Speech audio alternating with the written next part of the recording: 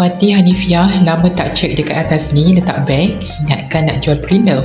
Sekali habis kena makan anak andai. Atas ni punya lama tak cek sebab duk letak kotak-kotak je. Penyudahnya. Beg aku jadi macam ni. Ya Allah, sebab letak beg ni kat dalam kotak. Weh, tu ni. Ya, Mami letak beg ni kat dalam kotak sebab ingat nak jual lah, nak buat pre-love.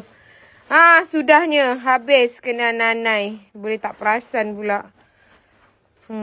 Siapa nak? Tak nak. Bila 6,000 ni Mami beli ni.